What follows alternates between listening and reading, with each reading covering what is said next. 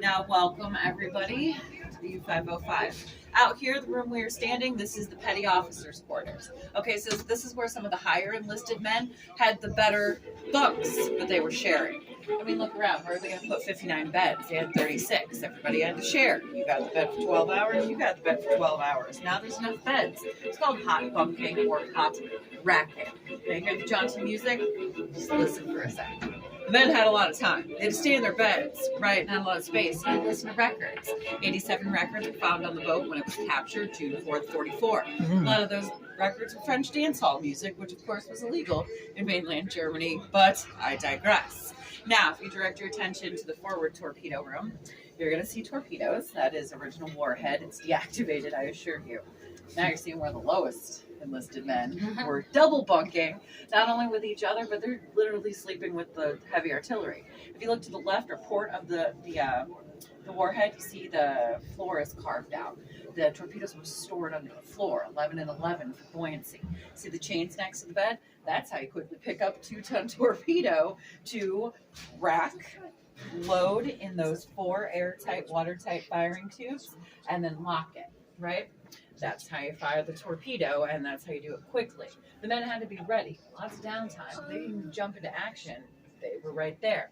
Now, this boat did successfully sink 8 of those supply ships with the torpedoes during its little less than 3-year run before it's captured June 4th, 44. Now, dramatic purposes, I'm going to simulate a dive. So we are going to have some flashing lights and sounds of war. You guys okay? Fine with that? Excellent. Would you do me a favor and slide our very high-tech door closed? Because it's going to be dark. It's going to be cold.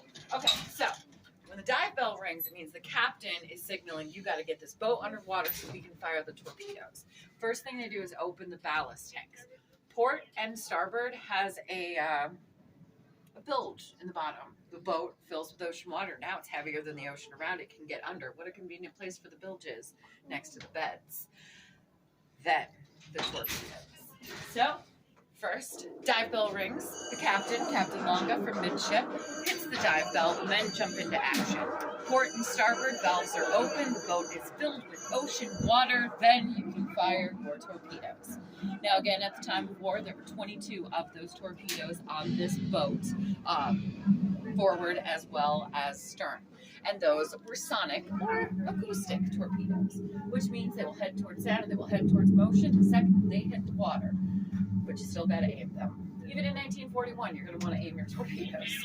And since 1941, you're doing it without satellites, you're doing it without computer systems, and you are doing it without calculators. When they got a speed, trajectory, distance, counts, right? How fast the boat's going, what you're trying to hit, and the time and distance it's going to take to run the two. So over a rudimentary radio system, Captain Longa and the officers figure out the trajectory of the boat, while the men in the forward torpedo room, again, load those airtight, watertight firing tubes. Once they're loaded, they're waiting for the captain's call of, which is German for fire or away. Now, when this boat was captured June 4th, 1944 by Allied forces, captured with it its crew, its captain, and in his pocket, on display, is his stopwatch. 14 seconds left on that watch. He knew in 14 seconds 1 or 2 things was going to happen, right? Math was correct. They would hear the detonation of the enemy vessel over the hydrophone system.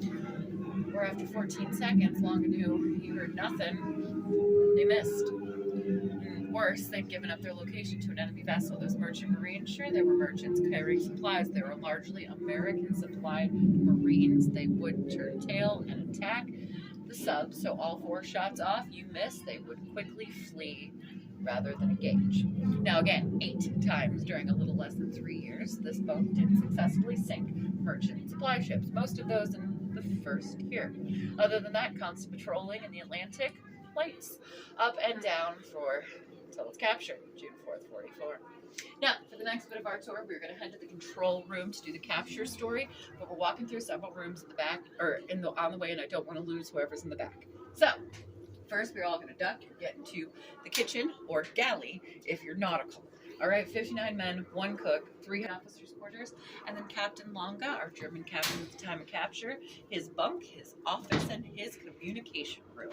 So if you guys want to head up this ramp, I'll just leave the group. The ramp, of course, is not original to the boat. We had to take out the port side of the bunk so we can walk through. Okay. Stove, sink, refrigerators. Look, that's the tower. That's the top of the boat. You can't walk over there, though. It's all rotted out.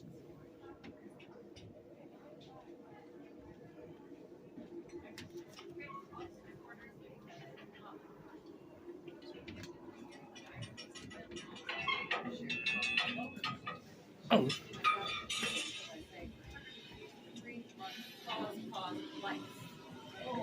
Sorry about that. One person's got it. They've all got it. Now it gets a little narrow tight here. quarters. This is the sound of communication. Can you imagine the being original underwater? Morse code radio, so they can communicate with mainland Germany as well as us. Well, I feel like Captain you're Longa right. arrived at club. There was kind of an accordion door, so we could have a little bit of a privacy. His office, record player, compass, typewriter. It's like a laptop. You guys know that one? I'm kidding.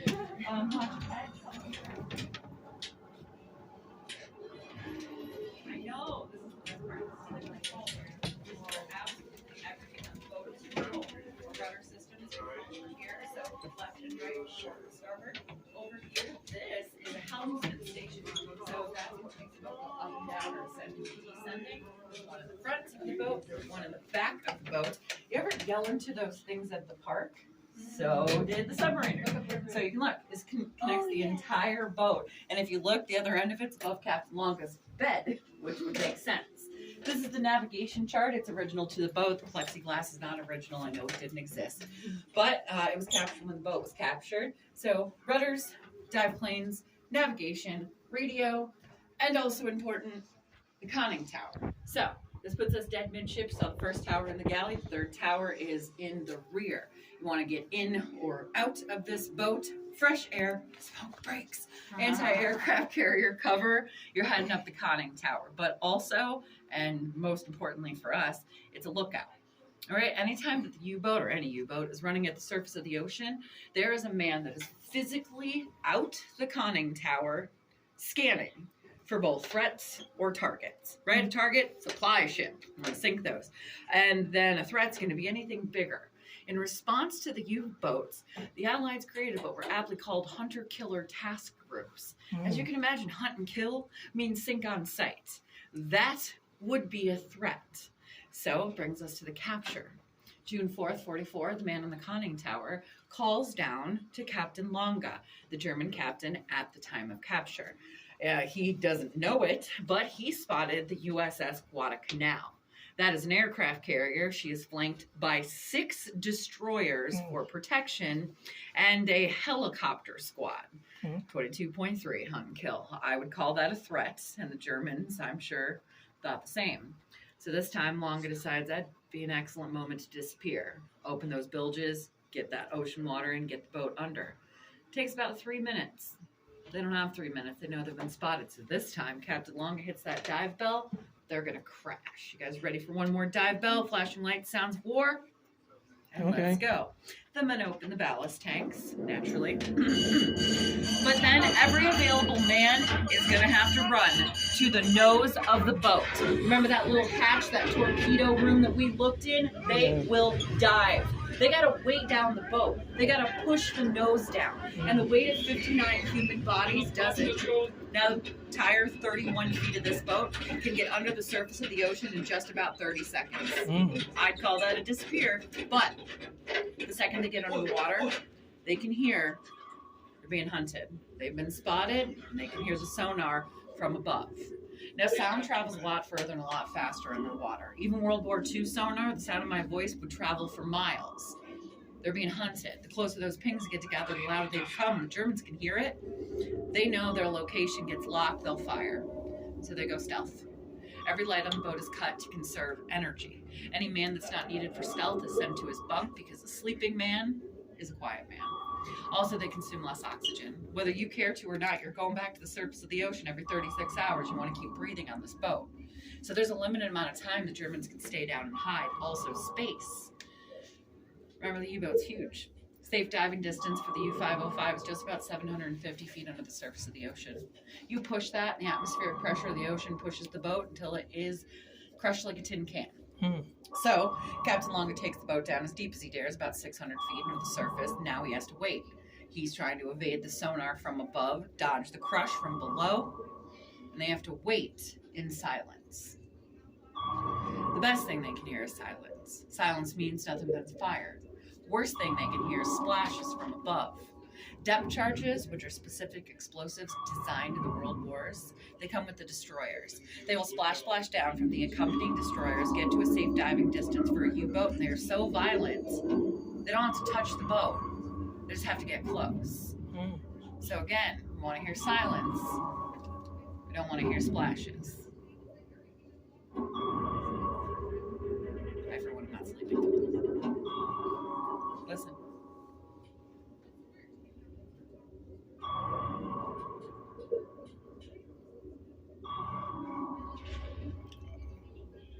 Yeah, once you hear that, all you can do is brace. Hope their aim wasn't so good. But U-505 is indirectly hit on port side in the rear, but it's enough to tear open the side of the boat, the outer hull, the inner hull. So now it's taking on water, but worse, the rudder systems, they jammed. They're blown to starboard. So the boat's not just sinking, now she's spiraling.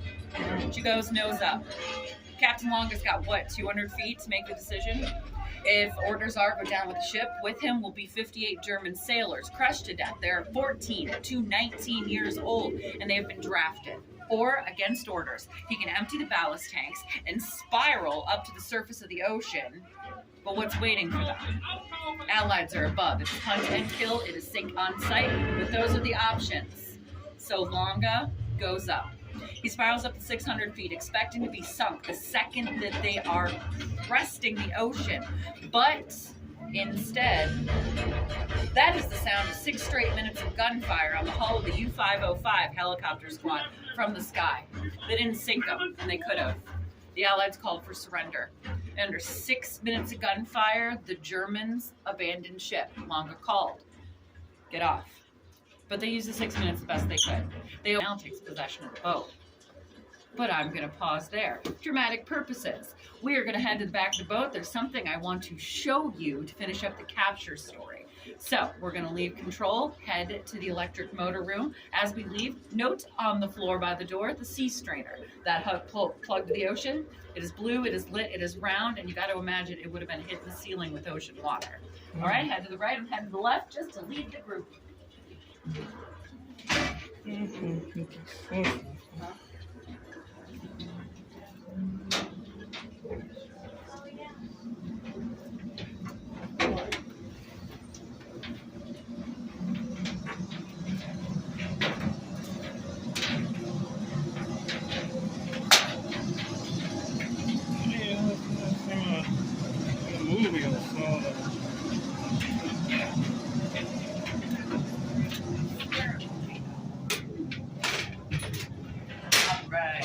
Excellent.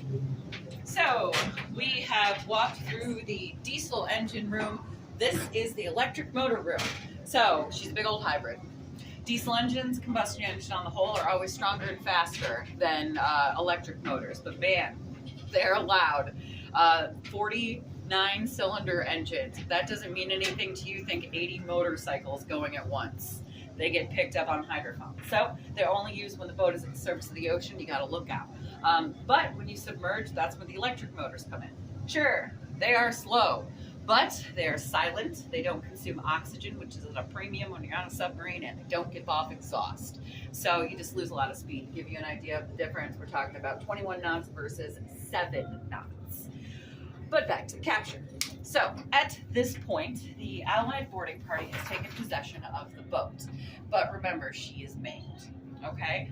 She's barely above water with a tow line to the aircraft carrier. She is nose up. She is still spinning and sinking. So boarding party comes on. They divide in two. First group, intelligence. All right, they lose the boat. They don't want to lose the Enigma machines, right? Those continuously changing German coding machines, Shoot 444, they are not cracked. So they're coming off the boat for study. There were two immediately. Then the paperwork, I mean, wait, do you guys know what paperwork is? It's like the internet, but we used to print it on trees. You'll get that one later. I mean, but think about it. It's the only source of information on the boat. The schematics of the sub, essentially the user manual of the sub, daily communications that came from mainland Germany that were over Morse and then were decoded off the boat for study. Second group, secure the boat itself. And that takes us from our captured captain, again, on the German side. His name was Harold Longa. Also, he was 6'4". Did I mention that? It was a draft. To our capturing captain on the Allied side, his name was Captain Daniel Gallery. All right? He's the captain of the Guadalcanal. He is local. He's the reason we got the boat. He always intended to bring a U-boat back for the technology of the boat itself, if possible. I mean, let's face it, Germany had far superior arms because they were using unlimited manpower. So it was the rudders. That was the big problem. He knew he could tow the boat back even with the weight with the USS Guadalcanal. The thing was, she wouldn't stop spinning. In fact, when the Allies pulled up the USS Pillsbury, one of the destroyers next to the boat, to take off the passengers, the prisoners, they punctured the side of her and almost sank the Pillsbury. So they had to get control of the